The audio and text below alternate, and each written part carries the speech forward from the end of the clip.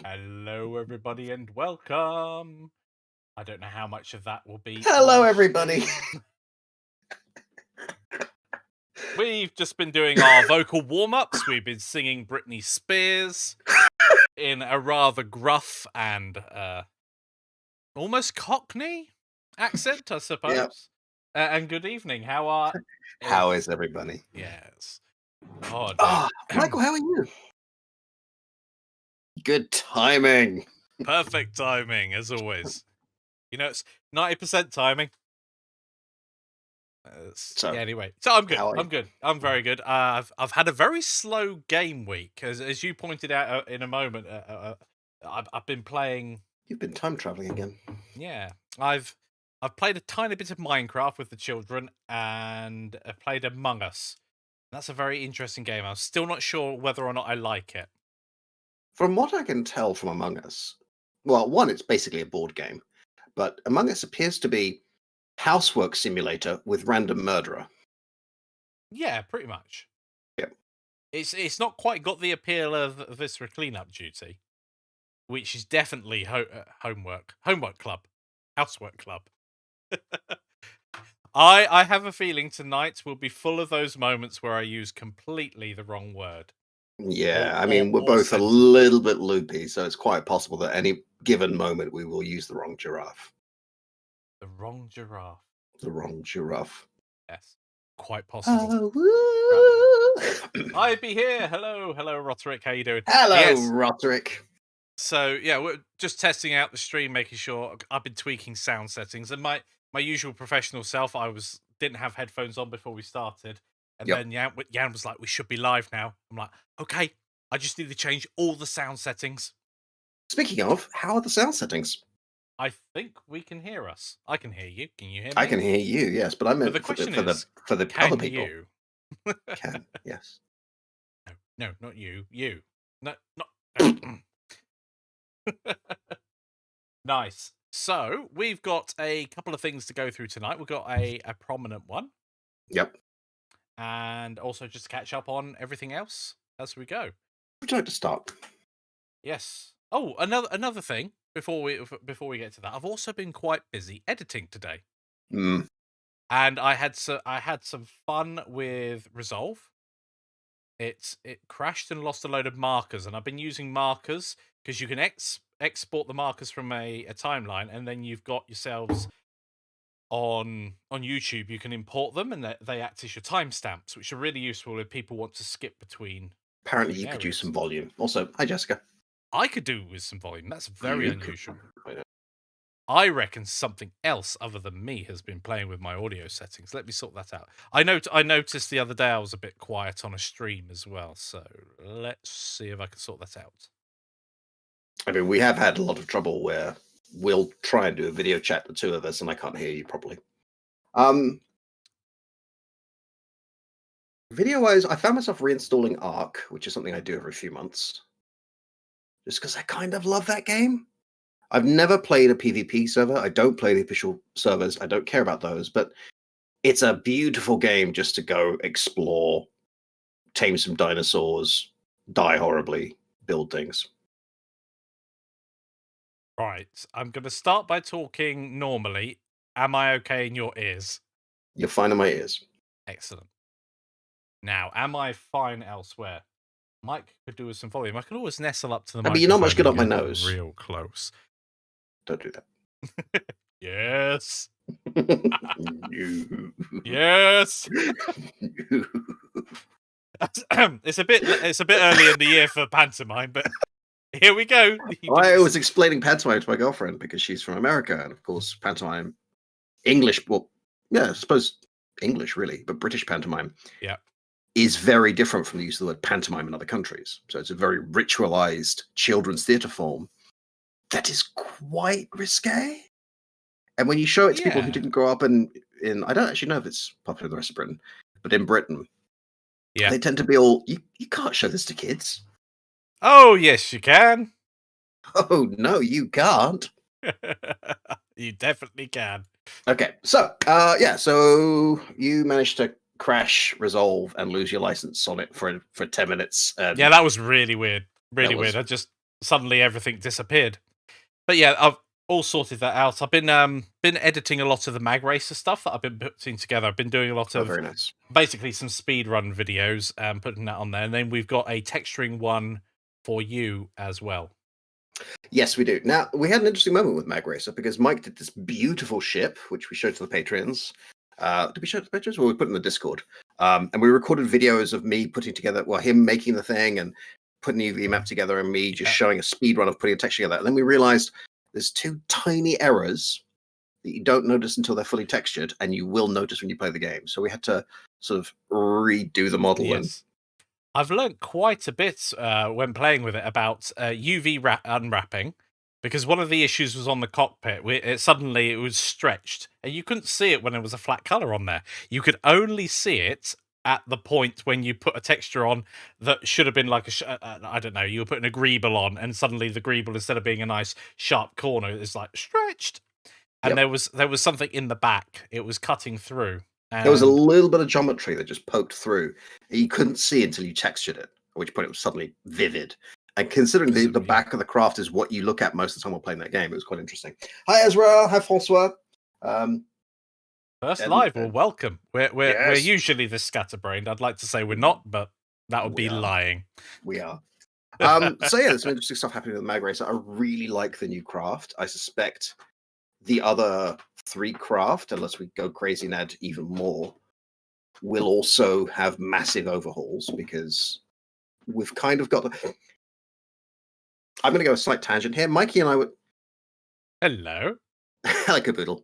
Mikey and I were talking the other day about it's amazing how much you learn when you have to put this stuff in a pipeline. So Mikey knows Blender quite well, and I'm not bad at Godot. But when you're trying to use both of these programs together to do something specific, that pipeline forces you to learn a whole bunch of stuff. Yeah, I At I at some point, we really need to set up a sort of game jam where we encourage people to form teams, where you have a Blender person and mm, a sound person and a code person, just because that working in a team and taking someone else's work and making it work consistently in a game and everything else really is a great education experience. I had an interesting workflow issue when it came to the animations, and it turns out that I was just being completely dumb at the time, or scatterbrained about it, I suppose. I was applying all of my transforms and I was applying all of my modifiers, as typically you do when you want to solidify something on export. And I applied the armature modifier, which is what controls all of the blooming. In this case, the direction of the jets at the back for thrust vectoring. And so I'm like, yeah, and it's all there. It should be. And I open up the file. And I'm like, I know what I've done. Yeah, I opened up the file in Godot. I was like, yeah, it's beautiful. The craft is there. I can apply the texture. It's got animations. Assess the animations. These animations don't do anything. They are moving nothing.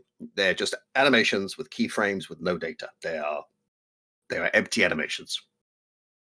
They are One export technically later, animations. done. Yeah, all done. It's But a yeah, it's a really good way of learning way beyond what you thought you knew or what you thought you were capable of very quickly. And also Speaking the actual pipeline. It's yep. really important. Yes, speaking of, Speaking of learning things, we are going to launch a brand new course. We're going to do it right now. Mikey, would you like to play the video? I'm going to play the video and we'll be back in about a minute. Hello, folks. I'm Jan from Canopy Games, and I want to teach you how to make this. This is Canopy Cars. It's a local multiplayer racing game for 2 to 4 people, and it's made in the free and open source Godot game engine. You can download a copy of Canopy Cars to play over on our itch page. There's a link down in the description. Play it for free, no obligation. You don't have to take our course. It's fully functional. In this course, I'm going to take you from importing the assets right up until the final polish. Along the way, we're going to be looking at things like how to use one script to handle multiple player inputs, how to create vehicles with different stats, how to handle split screen for different player counts, how to use the grid maps and CSG curves to make a level with a boundary wall, how to put in racing logic, and everything else we'll need to make this fun little racer. So head on over to our page and grab a copy of the course today, or just download the game and play with your friends.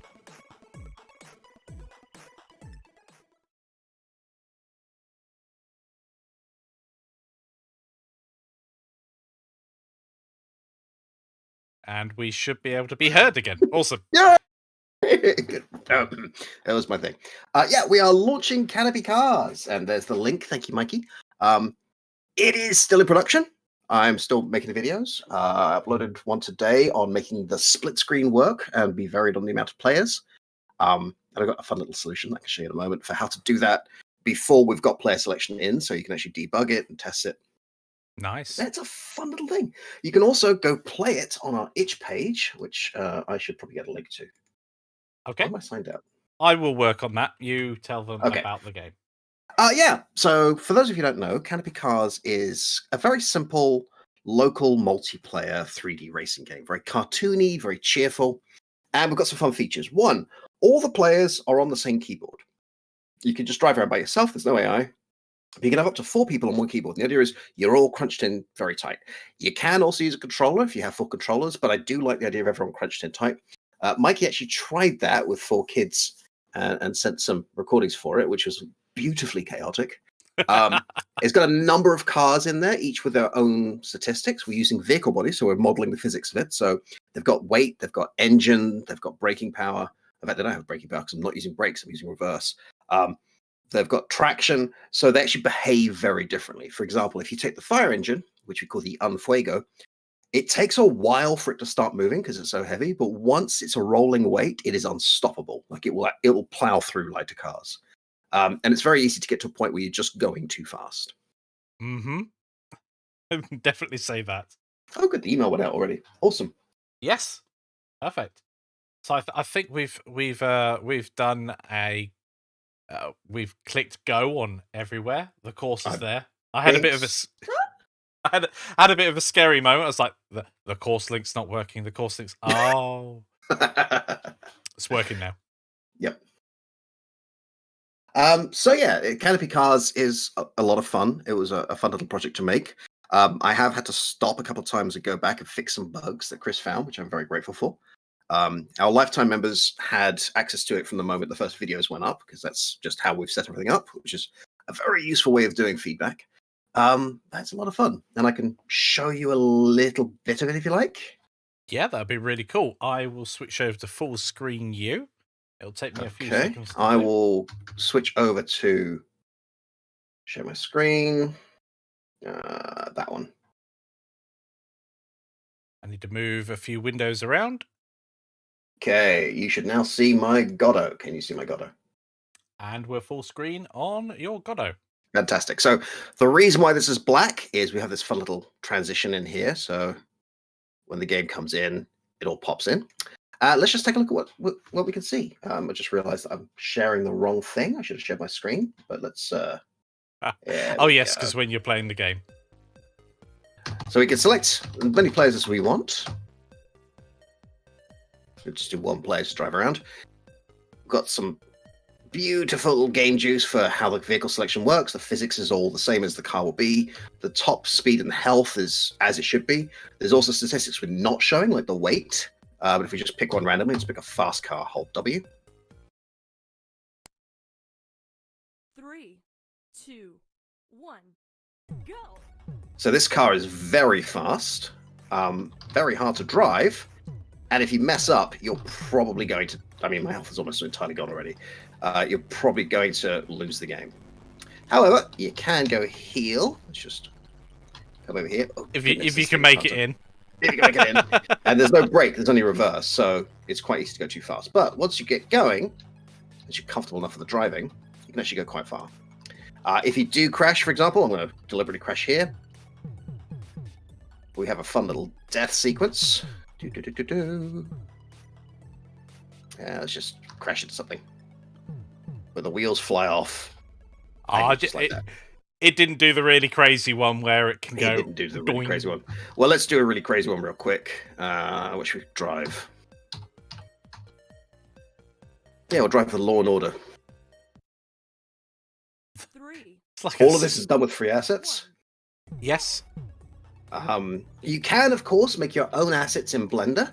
And Mikey's working on a new Blender course, but this handles very differently. It's not quite as fast as the other one. It's got much better health. The physics of the car mean that these curves, which are very exaggerated, make it a little bit tricky. Well, you almost flipped it then. You almost flipped it. I did almost flip it. Whee! Did not mean to do that. I was going to crash this thing. We've also got this big red wall that appears when you get too close, let you know, no, you can't go this way, and then you can't see it when you're far enough away. I'll show you how to do that. It's already in the course, actually. See how to do that. Let's just take a bit more damage. Yeah, I think that barrier there is pretty awesome. That can be used in so many different ways, not just to show you. I'm stuck. Uh-oh. But anyway, you get the point. And what I will do, if I come out of here, and I will share my other screen, just show you where we are at the moment. Yes, the wheels falling off is hilarious. It is. So this is where we are currently. We haven't got different vehicles in the game yet, although we do have a vehicle template. I've just made the split screen, which I will show you, which has to be done this way. There we go. So we have 4 players, 1 in the top left, 2 in the top right, 3 in the bottom left, 4 in the bottom right. They've all got their own controls, they've all got their own cameras, but to test how it's working, you could just press 2 on the keyboard and have 2 players, 1 on the and have 1 player. All the other cars are still there. We're just changing how the split screen works. So if we go back here, you can see these cars ramming into each other. So already in the course, we're getting some fun little debug tricks. This is all done with grid containers and viewport containers. It's just a fun way, a little use of how Godot deals with containers. But I'm quite proud of it. I quite like it. And I like the course. I think you will too. Awesome. So I'm going to close that in case people have questions and things. Yes, if you have any questions about it, or if you're playing it at the moment, like Matt has, the wheels falling off. If you get it just right, it will go absolutely flying. Now, I will point out this is a very simple game designed with keyboard controls and no brakes. You are going it'll reward repeated plays. The faster cars will struggle. Like they really will struggle. The slower cars, like the garbage truck, which I call something else, are very, very slow, but it's going to be very hard for you to actually die. But they can get quite out of control because of that big weight behind them. You can very easily end up, as Jan alluded to earlier, either smashing through opponents or just going straight off the track at high speed, or getting wedged in a tree, which is something your daughter managed to do. Yes. She was very excited that she managed to catch her older brother and went straight past him and got wedged a fire truck into a tree. Which even fire trucks can't get out So it's designed as sort of a little party game, good for being locked, in lockdown, in fact, with family members and all the rest of it. You know, it's a fun little thing, but we teach a lot of things in here that are going to be useful for other games. That split screen mechanic, for instance, is just a really good trick when you're dealing with things like, I don't know, a Super Bomberman clone or whatever you're doing that's local multiplayer. Things like creating a boundary wall by laying a CSG path and then having a polygon follow that path and create a boundary wall that's actually fluid and pretty. There's a lot of fun stuff we do in that, and we're about to move into player selection, different vehicle types. I think I'm actually just going to give you the vehicles I've made and show you how I did it and let you tweak the values if you want, because I don't know there's much value in having the students redo the same thing 18 times. If you want to, by all means, go for it. You have the assets, but you don't need to. We were talking about this the other day, though. There's a difference between repeating for repetition's sake and also reinforcement, because and we'll segue in a moment nicely into the Blender course and how that's coming along. But we were talking about what happens if we repeat the same thing, but in a different way. That's reinforcement. But doing the same thing over and over again, without any change, without a different approach to something, that's something we try to avoid. So yeah, I agree with you there that actually having the assets to hand and the knowledge of how to create your own, spot on. Yeah. So I'm thinking there's probably 3 ways that students can choose to do it. I can upload a little text document with all of the values for each car, and you can just plug them in yourself and tweak them as you want.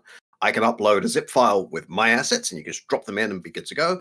Or I can just show you the process I did and let you run with it. And honestly, we could probably do all 3 in one video. Like, it's the same instruction. But you don't need to, like, if you're going to be using the same cars as I am, you don't need to grind out your education. If you just want to make different vehicles with different weights and you want to do it yourself, by all means do so. But if you're just going to use the same things I'm doing, use the ones I'm using. How many vehicles are there in the game? I Quite don't know. quite a few. There's well over 10, I should imagine. Let's Eight. take a look. Yeah. Car models. And of course, because there are that many cars, you if you're going through it yourself, of course, make maybe 4 different cars if you want to go down the route of learning how to put the cars together in Godot. There are 20. Yeah, you probably don't want to repeat yourself 20 times, but it is part of the real game development experience. If you want 20 different cars, you're going to have to do 20 different I mean, what I ended up varieties. doing was I went and looked up the average weight of each of those types of cars. So, for instance, when we get the ambulance, or the Medicar, when we got the ambulance, I looked up what is the average weight of a full ambulance, and then sort of figured everything else out from there. It's definitely a process that you can go through. Once you've got that basic process, I don't know how valuable it is to students. So I'm going to let the student decide on that one. Yeah. Once we get through that, we're going to do vehicle selection, obviously, because otherwise there's no point in having those vehicles in. Yeah. Vehicle spawning, getting the cameras to follow the vehicles that are spawned rather than right now they're just fixed on these cars. And then we're on to racing logic, and then the course is done. Yeah. With some minor polish. Yeah, and are we going to have respawning in this game, or is it just you're out when you crash? And I don't have respawning. It's an easy thing to add. At the moment, I've got it. If you press escape, the game resets because you will end. Yes, you could use a data table as well and pull all the information from there. You probably could. You could write a tool script to do that for you. I haven't designed it in that way. But yes, you absolutely could. If you wanted to, you could even just do a lookup node that says if it's this car, then use these values, and change them at runtime. The way we're doing it is we're using a template vehicle, which is a vehicle with no mesh and 4 wheels and no collision. And then every other vehicle inherits from that. It adds a mesh. Some of them add several meshes. It adds collision. It moves the wheels to the right place, and then it sets the weight, the thrust, and the engine power. Or no, the weight, the top speed, and the engine power. And we're going to add health. That's not in the game yet, which means you have to add damage and put in the exploding wheels, because I like the exploding wheels. They're fun. I think that's brilliant. Yeah. Yeah, I really enjoyed playing it, especially with the kids.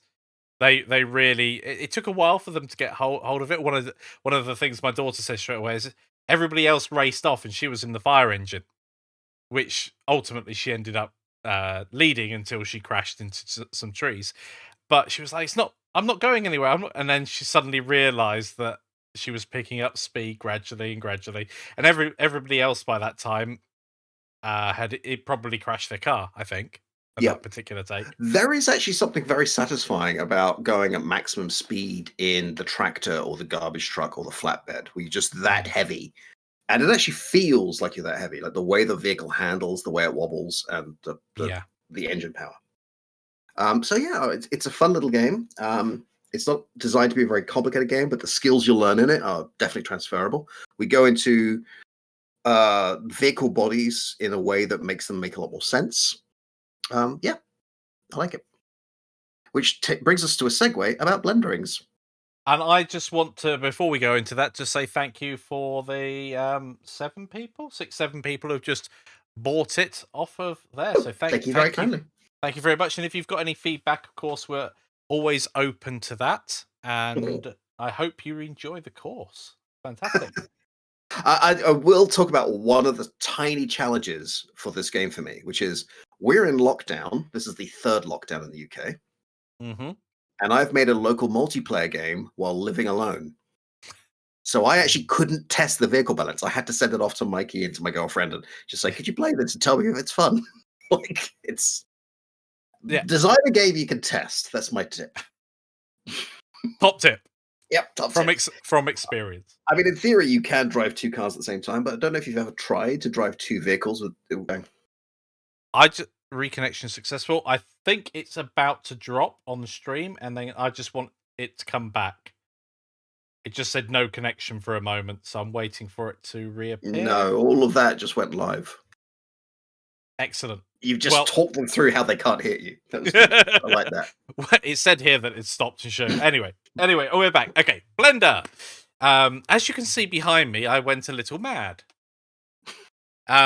There is some porpoise in my madness, and I have mapped out the next 3 sections of basically low poly modeling. We're going to start with box modeling, then we'll actually go to poly modeling, and then we'll bring it all together in a final section and learn more about a Blender using modifiers fully. And the way that the whole course is structured is going to be more along the lines of each individual section can be taken as an individual course and will be released as an individual course, nice and cheap, because it'll be just focused on one particular area, which is great if you need to just reinforce your knowledge perhaps on texturing, which should be something we'll be getting to really soon, or perhaps rigging or animation.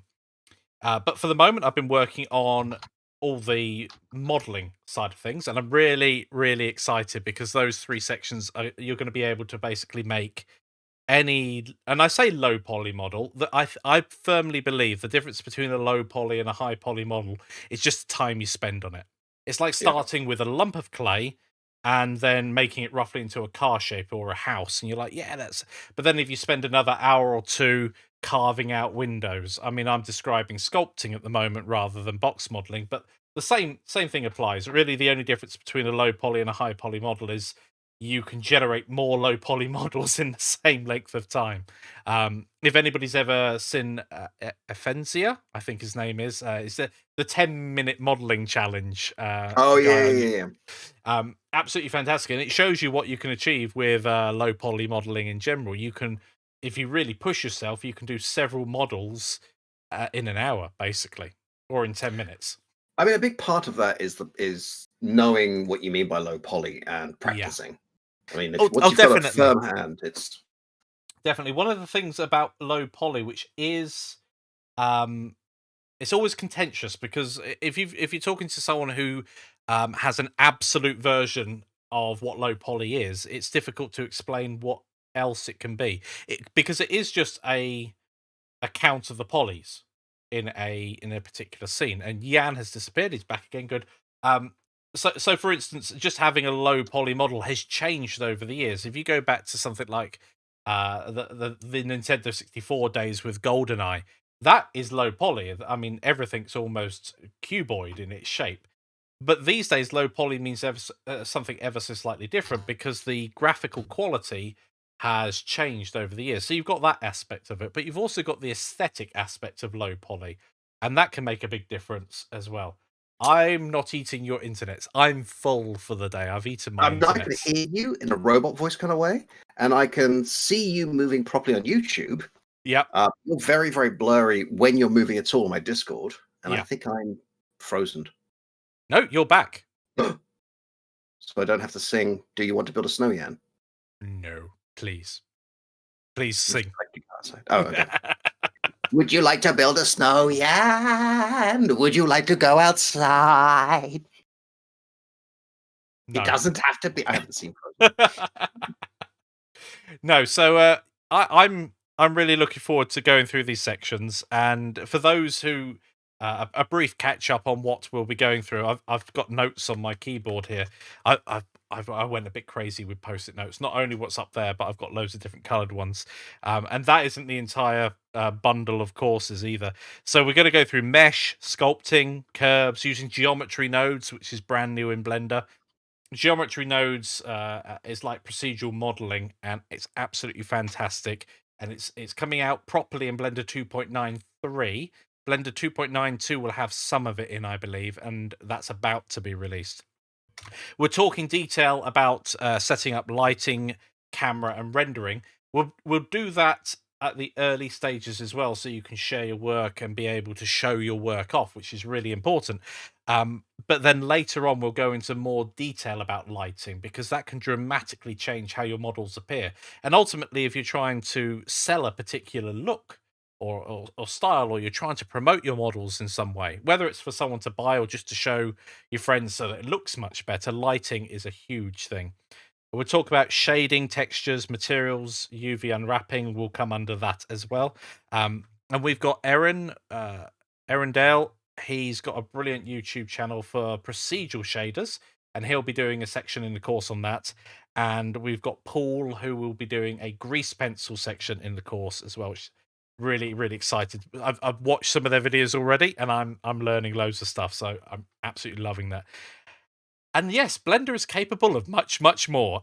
We've got particles, simulation fluids, smokes, etc. And then we've got some of the edge cases that people don't usually associate with Blender, and that's compositing. So that's Mhm. bringing things together. We've got video editing. Got something else which is more of a topic, which is motion graphics. I was quite surprised at what I've been playing around in Resolve and playing around in Blender. Sometimes it's much quicker to just knock something together in Blender using the 3D viewport and just render that out really, really quickly as like your intro slide or something, than it is to try and figure out how to do it in a video editor, which is just crazy that you can do that. And then finally, Python. We're going to have a section on Python in Blender, and it's going to be an interesting one. I've had lots of fun so far, and even though that coding's it's somewhat alien to a lot of artists, understanding where it can really help you, being able to, a case in point, exporting assets so that Yan can use them.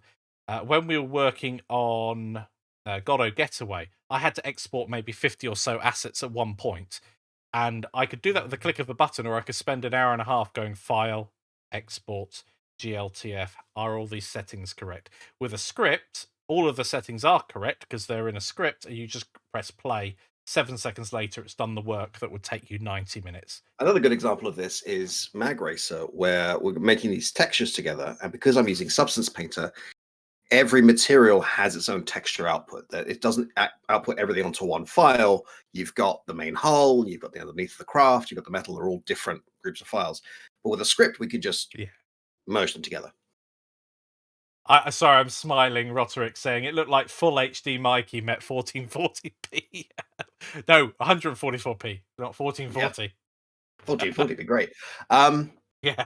I also saw the test footage from the upcoming grease pencil module for Blender. Yeah. For the Blender course. It's looking really good. Yeah, Really interesting.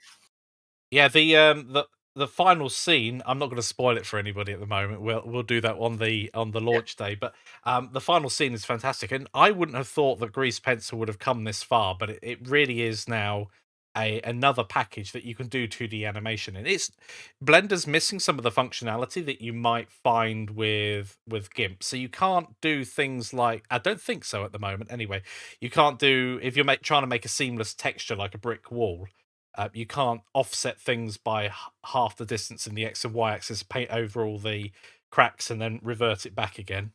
It's not a thing just yet, but it may be coming soon. Who knows? The Blender devs are always Although we'll see what working on happens with the something. procedural module as well.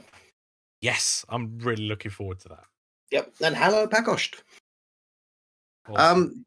Yeah, I'm very pleased with how the Blender stuff is going. I have to say, I was going to put a link in the what's the course I just released? Canopy Cars course. When we get to the point about importing assets, because we're using a bunch of free assets, which I've tweaked so they'll work together. But there are a couple of flaws because the cars were made by one person and the track was made by someone else. So the curb is too high for most of the cars. So you could make your own assets if you have the Blender skills. So I thought, well, I'll just link to the Blender course. It's like, well, the Blender course is in production. We're not yet at the point where it makes sense to link to it.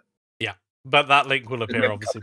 It will appear. And, you should, if you're interested in making those models, you should definitely look at the Blender bundle when it's help. Well, it highlights a really great point that you can find wonderful free assets everywhere, but actually having the ability, even if it's a small ability, to just modify things so you can use them in your own projects is phenomenal.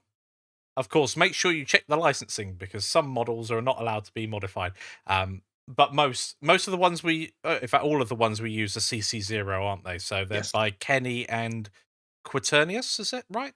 Principally, there's also Eraccoon, who took the basic concept of Kenny's isometric tiles, which were 2D tiles drawn in isometric style, and use them as the basis for the 3D tiles. But we're Yeah. using Kenny cars and E-Raccoon track, and they don't quite match in terms of scale. So we have to scale up the track, which means that the curb is too high, which I quite like, but you might not. So your mileage may vary. Some people have complained about how easy it is to hit the curb with the F1 car and explode. It's somewhat realistic, to be honest. If you hit a curb in an F1 car in real life, Yeah. I've seen the footage. It goes crazy. So yeah, I'm really looking forward to that, as I say, and I'm really looking forward to getting more and more people into Blender 2.9 and onwards, basically. And if you're unaware, on our site at the moment, we also have a free introduction to Blender. We don't do any actual modeling, but I think it's absolutely phenomenal what you can do by just messing around with primitives. So for those that are interested, I guess a lot of our core audience have already seen it. But we also have the Getting Started in Blender course, which is I think it's about a couple of hours long in total. But through that, you're able to create anything just using primitives and coloring things in with basic materials. Absolutely fantastic what you're able to make with just primitives. I mean, you don't really need to know any modeling from that onwards. If you were, say, you were developing a game and you wanted a rough idea that you're going to hand off to an artist, you want to make sure, as I'm going to stick my neck out here and say you probably should make sure the game is fun to play first. Why not stick all of these assets together in rough form and just have intersecting geometry and all the rest of the Like big boxing. no-nos? Yeah. Mhm. All the no-nos when it comes to final models, but for just playtesting, or even in Blender if you just wanted to mock up an environment, you could chuck a load of cubes in, and that could be a street, that could be an alleyway, it could be whatever you want it to be, and that's how you rough out your scenes essentially, whether that's in Blender or in the game engine. Of course, in Godot itself, you can just whip out a couple of the primitives in there and suddenly build up a level from there as well. Mhm. It doesn't have to look pretty to begin with, but most games, I would argue, should be fun. I was just getting reports that the link to the Blender course doesn't work, although it's working for me. So I'm not quite sure what the deal is, but I thought I'd raise that. Seems to be The working for me use of as well. fun in that sentence does get me on my academic high horse. Yep. As a sort of theory, I don't find fun a useful design metric because, Different people find different things fun. well, I don't think all games are fun, but they can be compelling. Okay, that's fair. Like if you take something like, well, any of those escape from the horrible serial killer in the dark house games, for example, that's not fun, Mm. but it can be very engaging. Viscera cleanup duty is not necessarily fun, but it's very satisfying. The worst bit, though, is if you're using fun as the metric, you start asking, let's make this more fun. It doesn't actually mean anything. Like if you use that No. as a piece of feedback, could you take the game you just made but make it like 5% more fun? Doesn't work. Whereas could you make the movement of all the characters 5% faster? It's very easy. So Yeah. just as a sort of overly analytical Yan thing, try and avoid using fun as a game designer because it doesn't actually get you where you need. Fun is one of those things that you know it when you see it, but you can't really design for it. Yeah. But That while you're makes putting a sense. game, when you've got a game that you think is compelling and is something you think will work, definitely white box it. Use very very basic placeholder assets. Definitely. You can get to it through the website, but if I click on it, I get page not found. Let's find out. Enroll now. Doo-doo-doo. Enroll now. No, I seems to work for me. We'll have to examine what's happening on the website because it looks like there's something weird going on there. Yeah, I get. Well, I've already purchased it as me, so that's not a fair test. I am going to do. I'm going to put it into incognito quickly and Yep. check. Bit live debugging. I mean, we definitely know that it comes to the enroll page. So maybe that's a cookie issue or something along those lines. I definitely Could have be. people enroll on it using that link, so I presume It'd it's be nice to working. know what needs to happen for that to work, because it might be that some people are getting errors that we don't know about. Yeah, that'd be brilliant.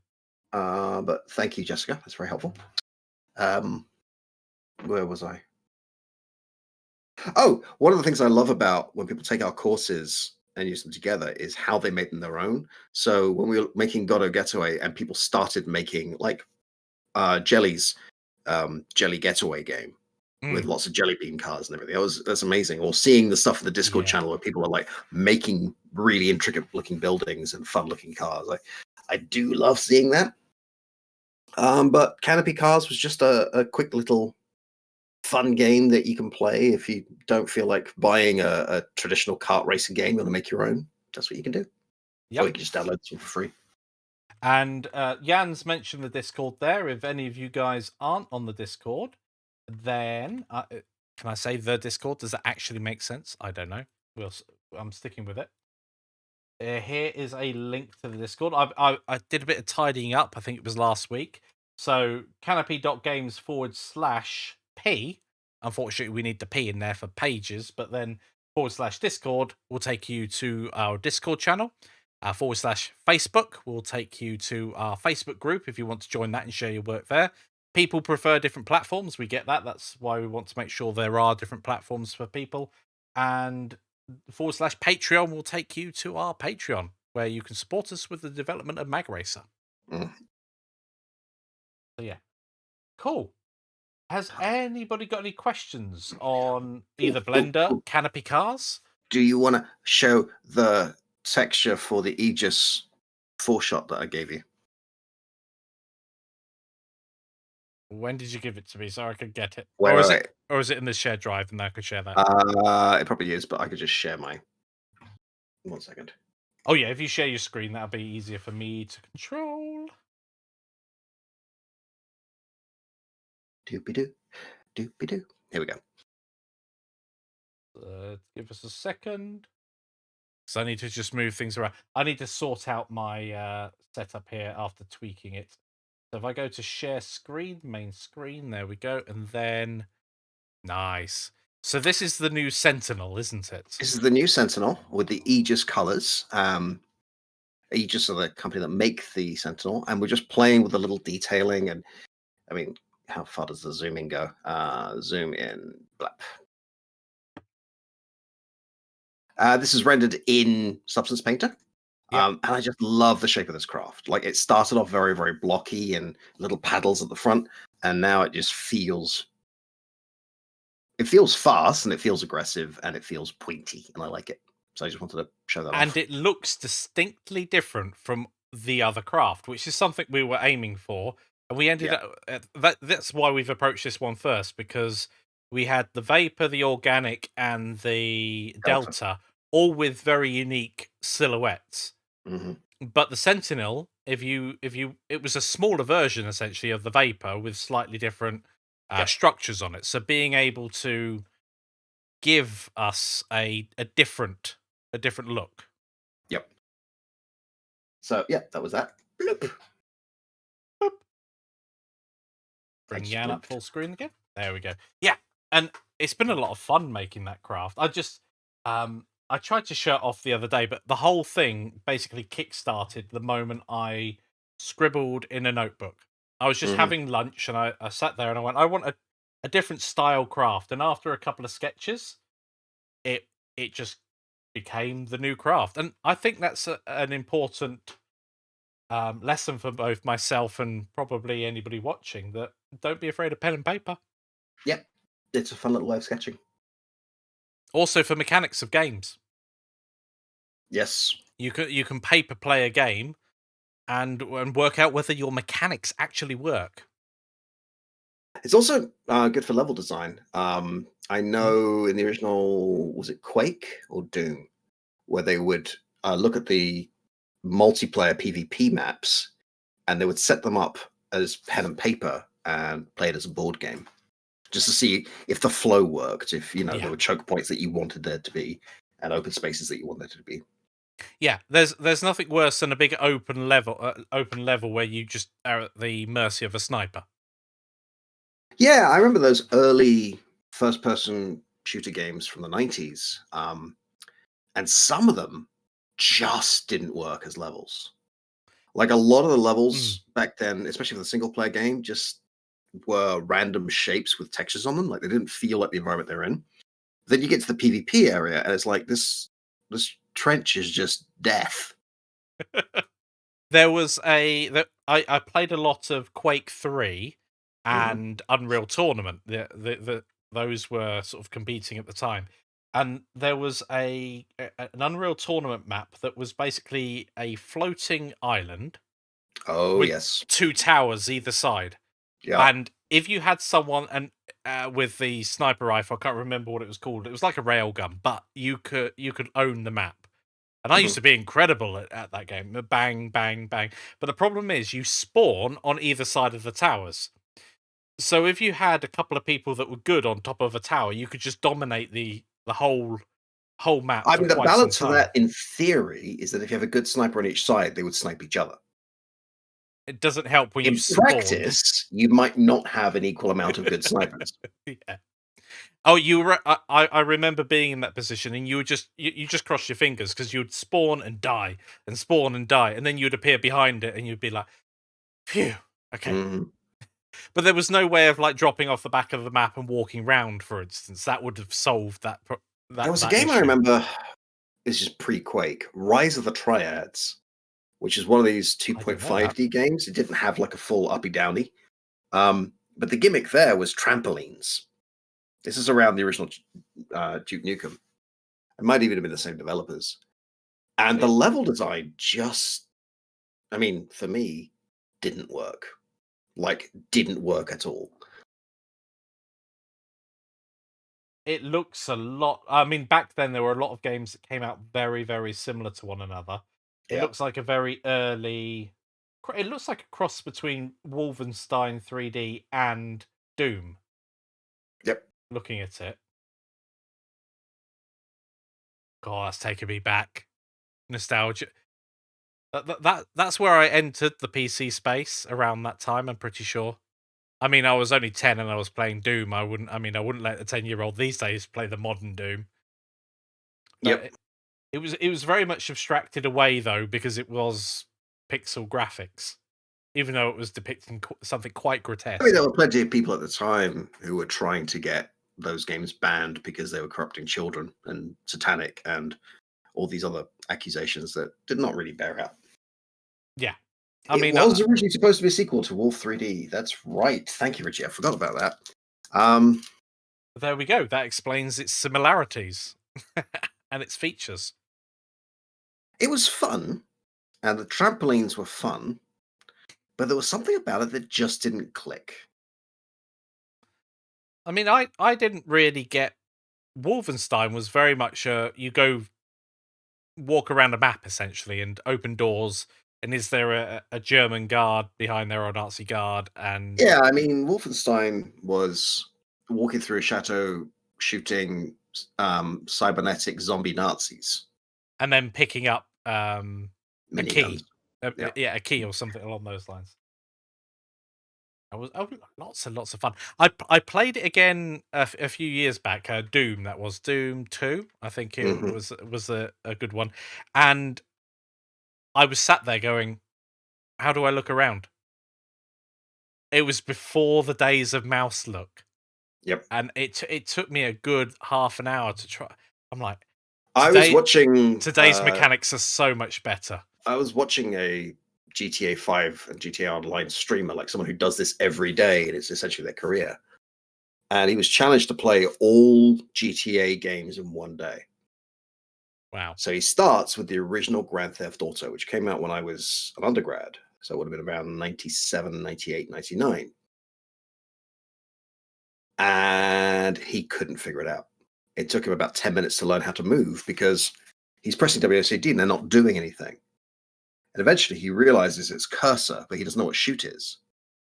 And he can't figure out why it's cursor arrows and control and space and shift. And the reason is the WSAD convention that we use now hadn't been invented yet. That was the convention. Cursor, arrow, control, shift, and alt. There was no Windows key at the time, so you weren't accidentally hitting that. And it's just worth remembering that what you take for granted, like WSAD, is not going to be immediately obvious to everybody. Leaving aside the problems Yeah. of, for instance, if you're using a French keyboard, WSAD is actually kind of inconvenient because you're using an AZERTY, not a QWERTY keyboard. Yeah. Leaving that aside, if someone hasn't played games or they download this in 10 years and the conventions have changed again, they'll take ages figuring out what your buttons are. So write them down somewhere. I've got 2 real world experiences of that. The first, my partner, she doesn't play that many games, and recently she's really gotten into racing games, things like Need for Speed Heat, and she's just started playing Forza 4, and Although it she did not have a good time in Canopy cars, I remember that. again, she a hit the diff- curb and couldn't get out. Yep. it's amazing how and she was saying it herself, the difference between Need for Speed Heat and Need for Speed Rivals. Both have Need for Speed in the name, so her assumption was they would behave as the same game. The driving mechanics, the buttons on the controller, it's mapped not completely differently. You've still got accelerate under the right trigger, etc. But these things haven't always been that way, and I've had a very similar experience when I went back to, I think it was the original Homeworld. That takes me back. Took me, and I loved the game. I thought the story was great, and it really got into it. Really good world building.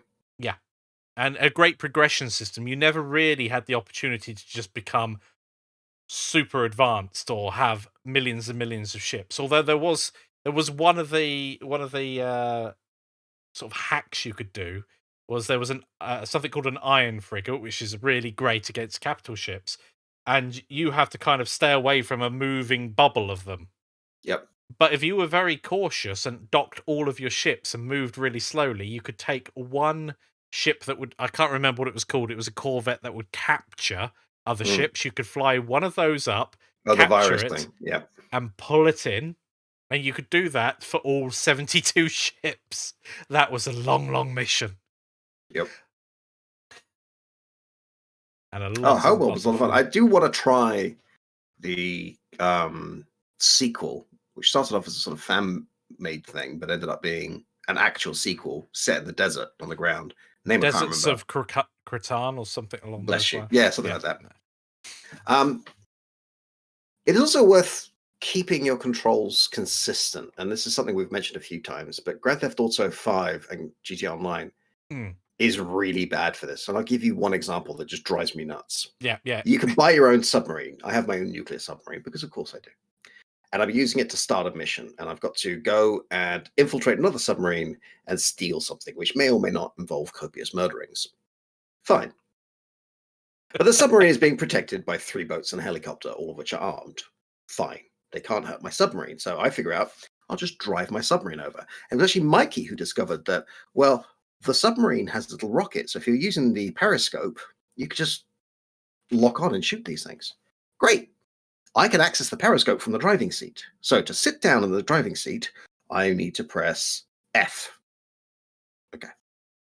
No, I need to press E. I need to press E. Yeah. I need to press E to sit down, and then enter to drive. And then I drive around. And then I want to use the periscope, so I have to press space. And then to lock on, I have to hold right control, and to fire, I have to press the right mouse, and fire is left mouse. Okay. To get out of the periscope, I have to press escape. And that brings me back to driving mode. To get out of driving mode, I have to press F. And to get out of the chair, I have to press E. Why? Why isn't there just a come out of this menu or this driving thing and go forward in it? Like, why?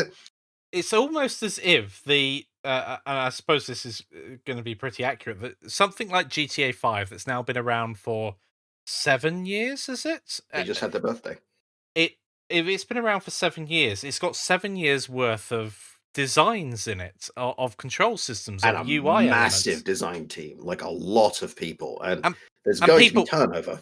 Yeah, the people that it's unlikely that everybody who started on the project is still there, and so you end up with something that's the control systems change. I mean, I've had this issue. I mean, if we've played together, I'll say, "What's the key for this?" And like, And then I get confused. I go over to another game, and F is used in some games, E is used in another.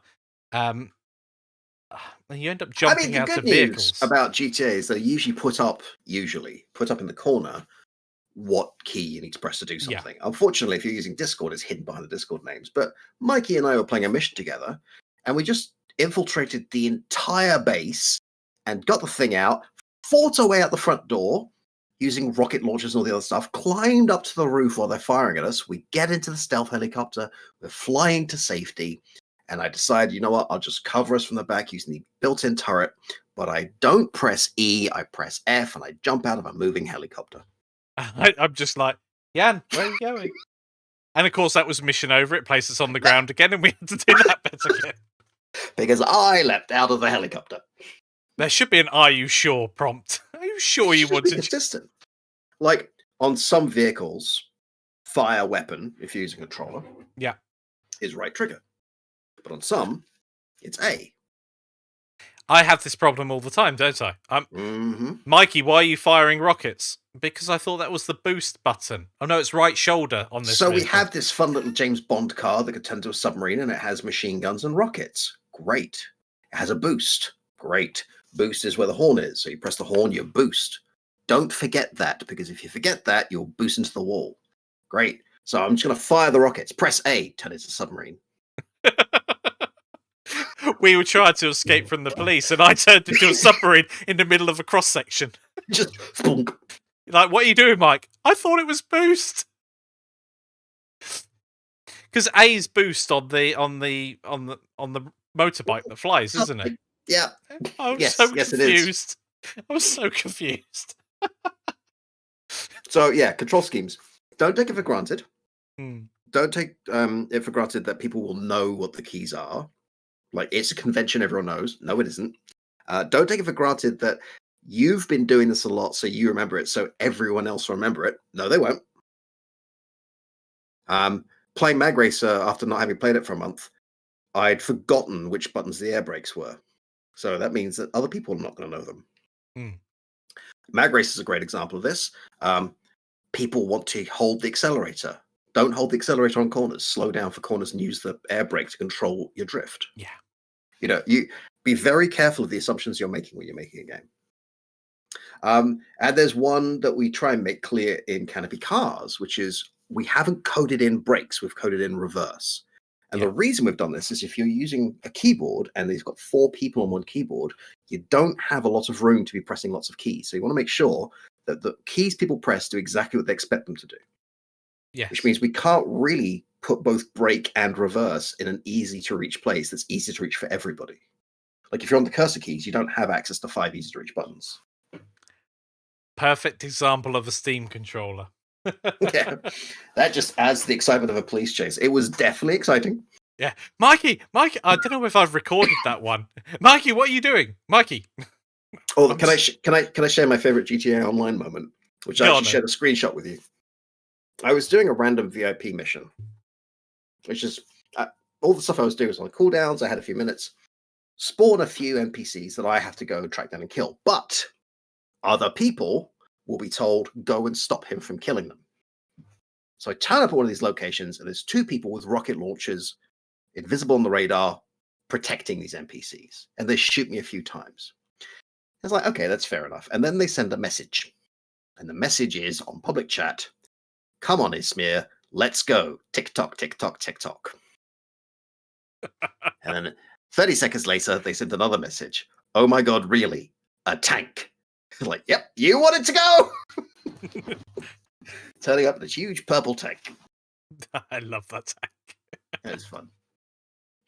Your warning: please be careful. Explode if you shoot someone right next to us. We will explode. Yep. Bang, bang, bang. So yeah, it's I mean the Steam controller is a fun controller, but it's no longer supported as far as I understand. It was an interesting controller with the touch surface that you could use as a mouse cursor, like I've a not used touchpad. it, but it looked very interesting on paper. I bought a Steam. I can't remember what they called it. A box basically that came with a Steam controller. The idea was you'd plug it into your TV and you could stream your games to your TV. Mm.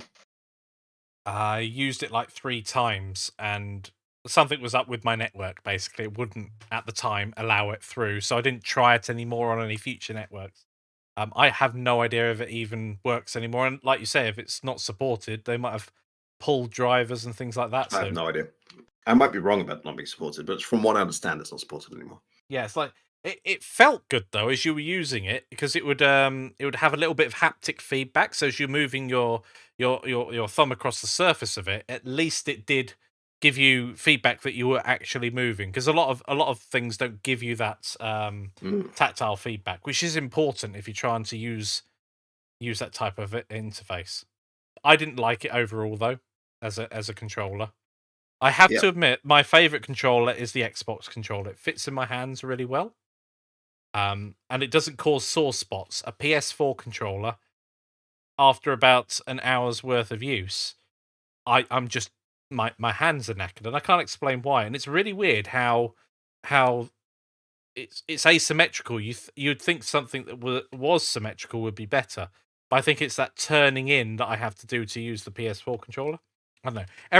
Everybody's hands are different. How on earth are you Mine going to aren't. make? I'm pretty sure you've not got 2 left hands, yeah. Got you. You haven't seen me hand dancing.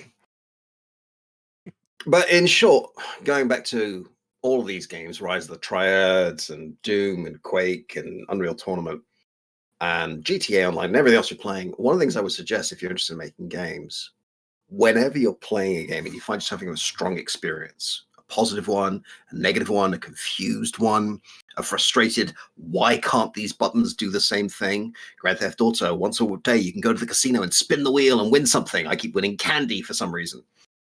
But to do this, you have to go up to the wheel and you have to press enter. And then you have to press S. Why am I pressing S? S is down. Oh, swimming in GTA is another one that we always get Yeah, the confused. swimming controls are different if you're underwater than if you're on the surface. And the button for climb out of the water onto a boat is the same for dive under the boat, which means at key moments, I will dive under the boat instead of escaping. Whenever you're doing this, approach the game with the design criticism lens, right? Yeah. Look at this and say, why am I having this experience, positive or negative? What can I learn from this? Because you can learn about a lot from a bad experience and a lot from a positive experience. And there's really nothing wrong with when you're playing a game, just switching your mindset slightly and saying, I'm really enjoying, let's say, Stick Fight. Mm. Why? I mean, Stick Fight's an amazing game. It's really But fast paced. why is it amazing? And Yeah. don't use the word fun when you do this from a design point of view. What is it? Very smooth animations, very slick controls, it's instantly obvious what's happening and why. Right. So what can you do to bring that into your game?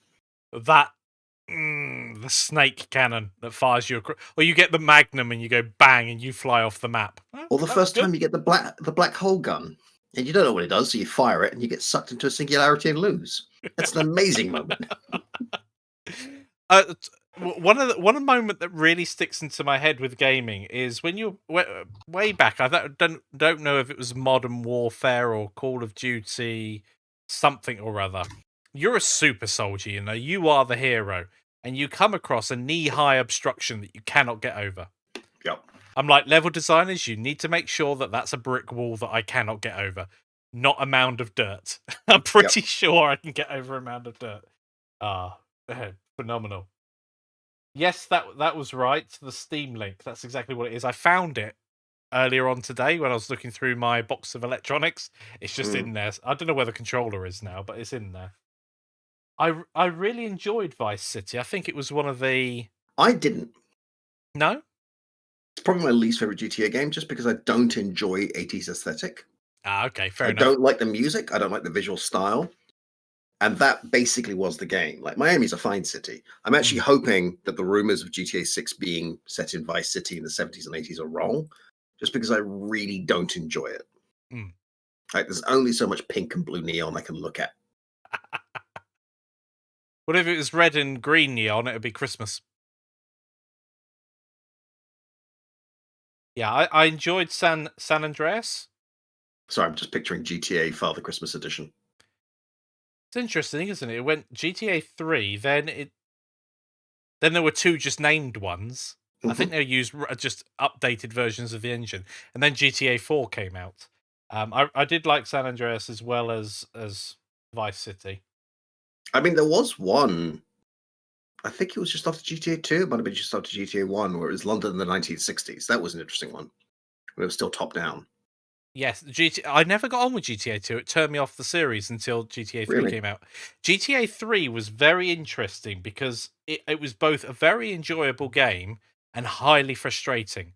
Mm. I think the Viper is not the Viper. It's the Viper but in game. I can't remember what it's called now.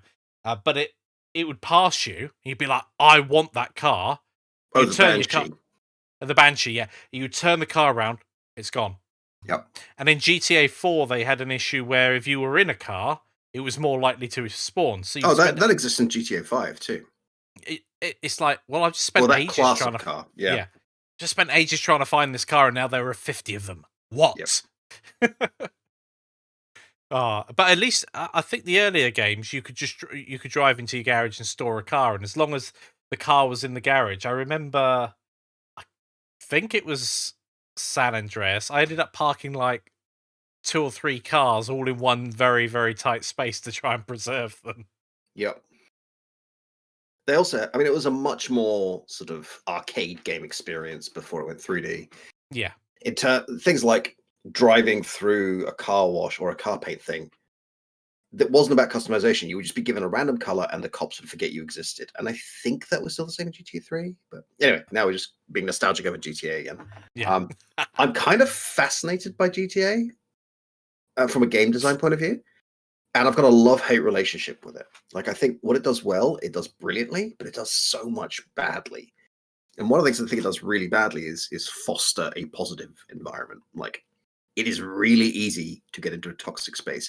And one thing I learned about that, and it's the last thing we'll say about GTA tonight, is the reason why there are so many hackers in GTA, so many mods that allow people just to go in and lock Yeah. everyone on the map into a prison cell that they can't escape from, or spawn 30 bears on you in Red Dead Online, is they made the decision to not buy servers and instead make the entire thing peer-to-peer So where's the authority? on the local machine, which means Yeah. if I have a mod that allows me to give myself infinite health and teleporting, everyone else on the map will just have to respect that. It explains why when we've been playing that we've had issues with rubber banding and things like that. It's the connection between us that's the problem. Whereas Yep. usually a connection to a server would be much more reliable for everybody but the person having the internet And I can problem. see why, when you're making a game engine, you don't know how popular the game's going to be, and you don't want to risk buying a bunch of servers, not having enough, or having too many. We'll just make it peer to peer, and Yeah. we'll handle that and be a lobby. Great, but Challenging. it has a lot of real problems. And the other issue, of course, and I know games that have fallen foul of this, none are on the tip of my tongue at the moment, but where the game has reached an age of maturity and the servers get shut down, and then there is no way of playing it because those servers were also used for authority that you could play the game.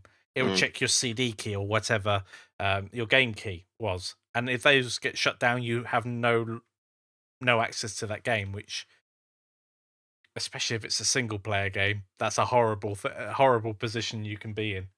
Yep. So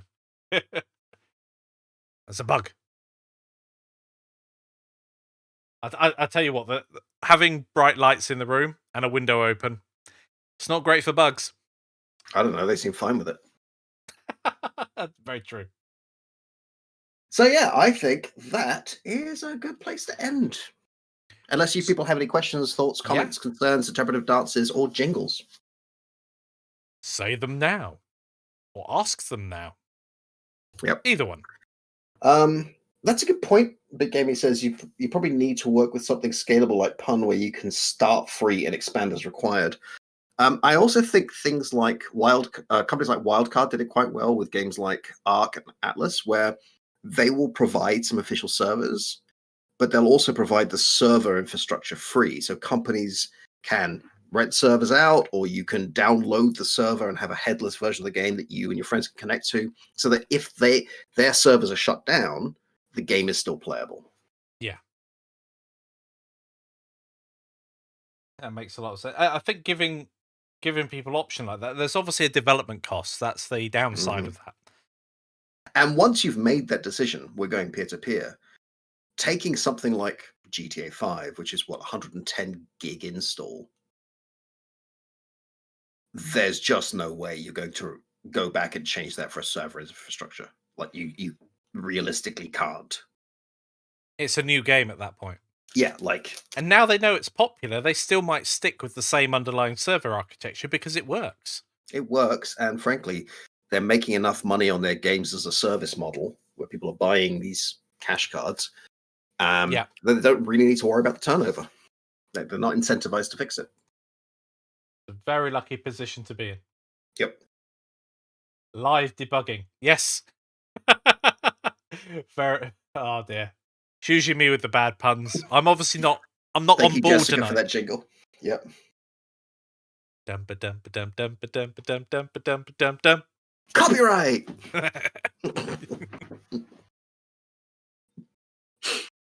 I so want to burst that. No, I won't. I do too. Join us for the after party. Yep. So yeah, I think that's good. Really hope you guys enjoy the course, and I look forward to seeing what you guys make with it. And once the blended course is expanded and you start making like your own assets for these little kart races and things, I think that'll be a lot of fun. Yeah, really looking forward to seeing what anybody creates. Yep. Be phenomenal. Doo-doo-ba-doo-boo. Phenomenal. And I think that would be a great time to wrap up before we See, Big Gamey, I have a problem with Fraggle Rock, which is I am unable to hear Fraggle Rock without also hearing Take On Me by Aha. And I'm unable to hear Take On Me by Aha without hearing Fraggle Rock. I can't sing Worries Fraggle Rock. for another day. Let the music play. Down in Bum, bum. Fraggle Rock. Take on me. Down at Fraggle Rock.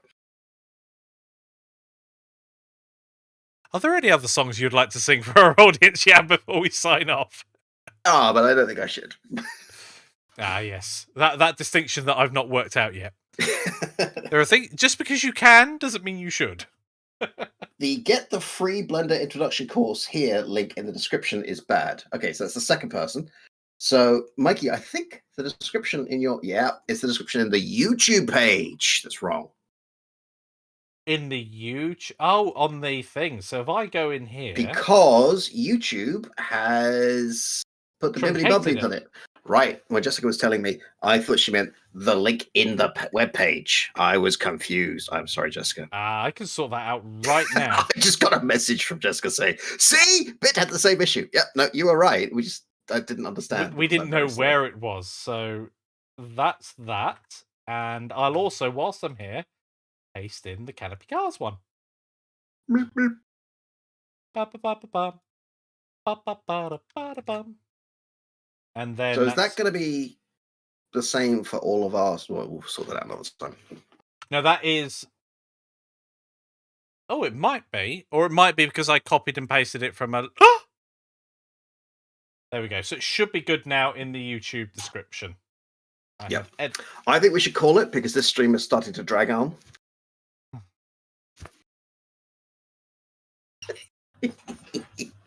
I'm so proud of myself. That's my line. That's my line. I think these guys have had enough of us. Yep. See you next week. Stay safe. Have a wonderful week. We'll see you next week. And yeah, thanks for being awesome. Bye. Bye.